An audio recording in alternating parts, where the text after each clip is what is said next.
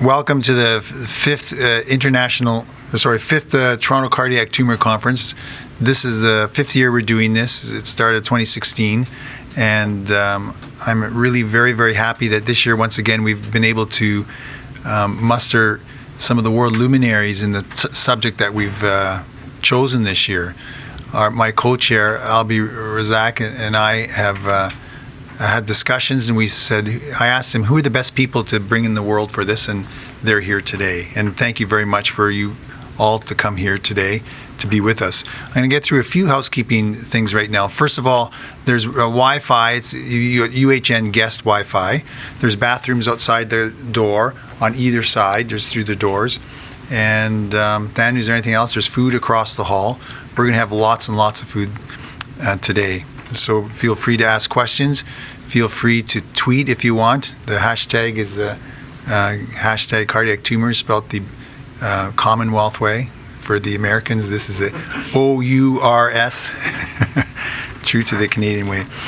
Anyway, welcome very much. We have one person I want to point out, John Vinot, who's a pathologist from Ottawa. He's been here every single year. He's one of our first faculty members, and it's very nice to see you every year, John. This is the fifth conference. It's an ongoing online resource from previous meetings with full lectures. Now, the staff are going to ask to sign a waiver so that we can get the lectures online. But if you have any residents or fellows or anybody who wants to learn about the previous topics, they can go there and listen to all the lectures. And they will be online as an online textbook for anybody to see. We're webcasting this time to YouTube and Facebook, and people are able to ask questions in YouTube and Facebook.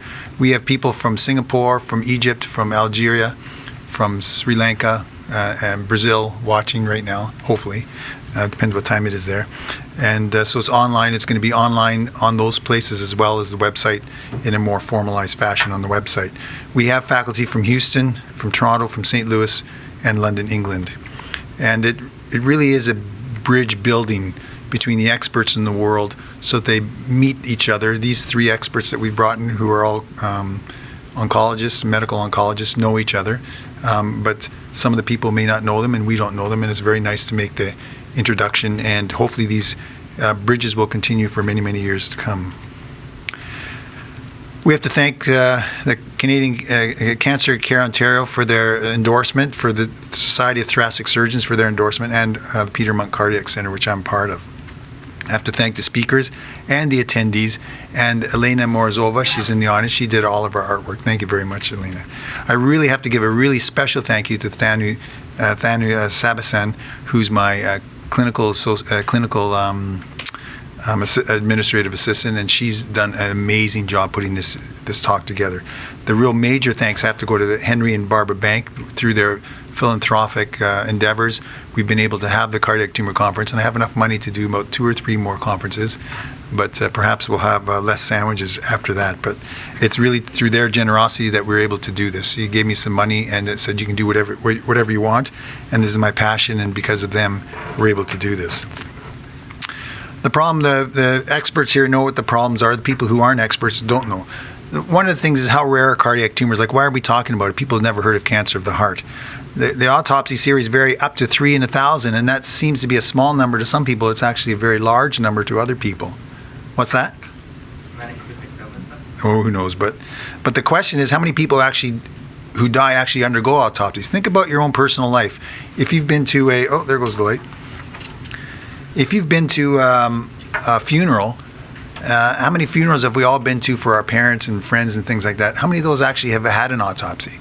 So we don't know what the actual number of people having cardiac tumors is. Is anybody keeping track of the occurrences? How often are people told there's nothing really to be done? I've had that here in Canada happen.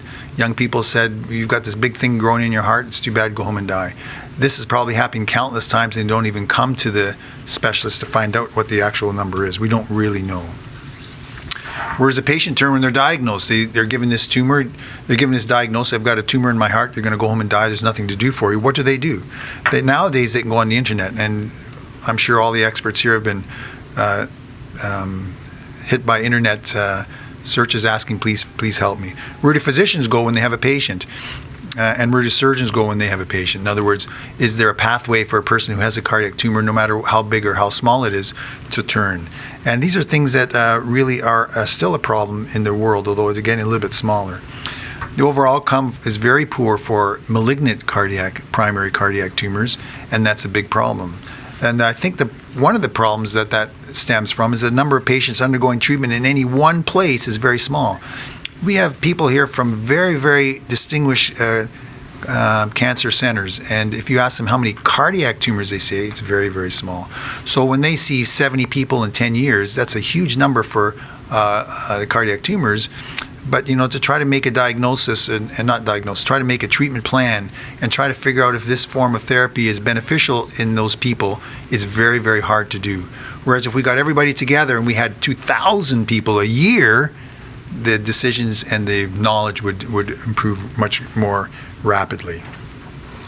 So the vision of the conference really is to improve the care of people with cardiac tumors around the world. That's what my vision is for this. The mission of this conference and my mission till I retire is going to be to develop a subspecialty of cardiac tumor care. There is none that exists today.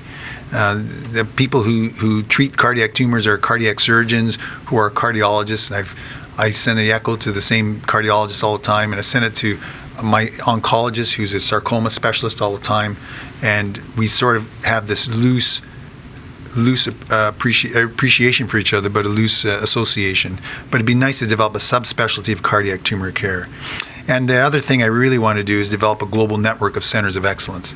So if somebody does call us from East Africa, we can tell them, look, there's a place in Egypt, or there's a place in Mumbai, or not Mumbai, someplace else. If we were able to know that would be great. So the other thing, obviously, is to have the interaction of the speakers and previous speakers. You can say, hey, I was a member of the 5th Cardiac Tumor Conference, and it gives you something to do. So the building the bridges, the network, the global network, those are the two missions. This is a problem for 2020. This person had a biopsy through an anterior thoracotomy, didn't come through our service, but sent to us, and I was asked, RJ, can you please resect this tumor? I'm going, holy smokes, where's the heart? I don't even know where to start on this thing. I have a pathway myself, but this is a very, very difficult tumor. We're going to talk about this particular case later on, and we actually did operate in this person. But the idea, though, is that this is a very, very, very complicated tumor, both in terms of identifying what's involved. We're going to have a speaker about that today. Identifying what do I do with the biopsy result. We're going to have multiple speakers. And then what do we do from an operation? We're not going to have any surgeons. I'm the only surgeon today. But then we're going to talk about what we do after we've taken it out. How do we mop up to make sure it doesn't come back? So that's the problem for 2020. The journey of a person with a cardiac tumor is obviously we do a biopsy. We can have go down the biopsy route, then we'll have surgery involved, chemotherapy, either neoadjuvant, adjuvant therapy, or other therapies, either before or after, or in addition to these ones. Radiation therapy is very important in their patients. But then there's the identification of patients, as I've said, and of centers, as I've said as well. These are very important for people to have a tumor treated in a small place is not the right thing. So we have to identify those people as well. And follow-up. Really what I mean by follow-up is evaluation of outcome. That's what we need. This is the journey of a person who has a cardiac tumor. All of these things are very important. Today we're going to talk about this aspect of it. We're going to leave the biopsy and the surgery out of it. We've had other topics about this in the past, and hopefully we'll have future discussions about it. So the conference goal. Today we're going to determine primarily the advantages and shortcomings of different adjuvant therapies for primary cardiac malignancy. That's what our primary goal is for today. We're also going to talk about 3D rendering of CT scans and how that can help in the evaluation of cardiac tumors. We're going to interpret the data surrounding neoadjuvant and adjuvant therapies for cardiac malignancies in its broadest sense. And then later on, we're going to have a discussion, actually maybe sooner rather than later, we're going to have a discussion regarding national and international databases. There's a national database that is being developed here in Toronto for Canada.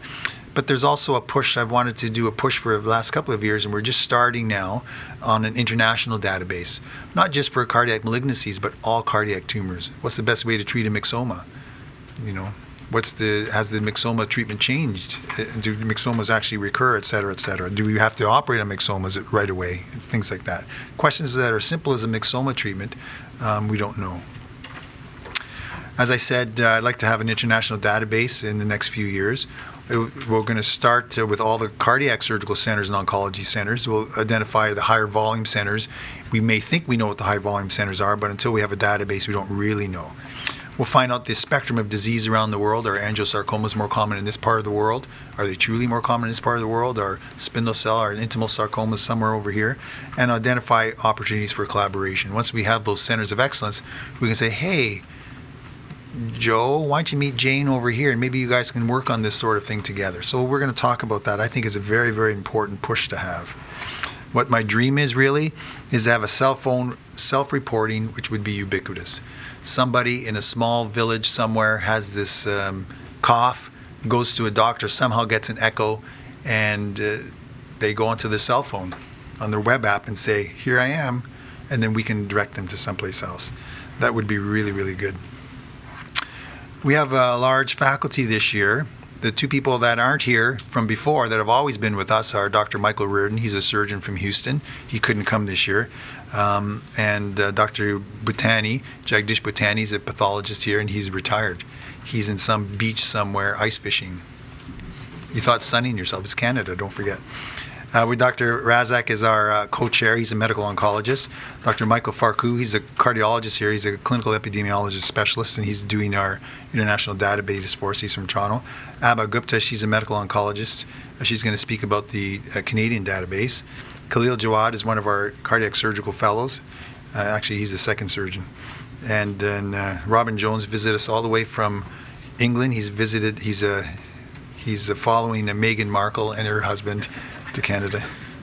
If you could stay longer, I'd introduce him. But Asad Mashari, he's their anesthesiologist, and he's part of something called the Advanced Perioperative Imaging Laboratory. He's talking to us about 3D imaging. Vino Ravi is a friend of ours from Houston. He's going to talk about medical oncology. Brian Schultz is a radiation oncologist from here in Toronto. Brian Van Tyne, he's a medical oncologist, came to us from St. Louis. And Jeff Watson in the front here, he's an oncology fellow at the hospital for, Princess Margaret Hospital. I'm just going to give you a little quick case as a little example of how complex cardiac tumors are. As a 50-year-old man, decreased exercise tolerance, chest pains, palpitations, elevated jugular venous pressure, and worsening ascites. And he has a mass in his heart with a pleural effusion, large mass in his heart. He's got lymph nodes that are there. This doesn't look very good for the man, and there's a big tumor pushing into his left atrium. Because I'm a cardiac surgeon and Mike Reardon can't be here, I'm going to talk a little bit about surgery. He had an EBIS guided biopsy, which was non-diagnostic, so we went to open operation. Oh, there's sound. It doesn't matter. Okay, so he had a lot of scar tissue on the surface of the heart, and you can see the tumor starting right over here. But what it was a organizing hematoma. It wasn't a malignancy at all. It was an organizing hematoma. So that the basis is never believe your eyes. Always have an approach, an organized approach to a tumor, and you must have tissue. That's for the pathologist. You must have tissue. So it's very important to have an approach, and that's one of the things that I want to accomplish by having the tumor conference, and I'm hoping that it's going to happen. We have some international eyes on us right now, and I'm happy that the word is starting to get out, but it has to get out a little bit more. So with that, we're going to start the conference.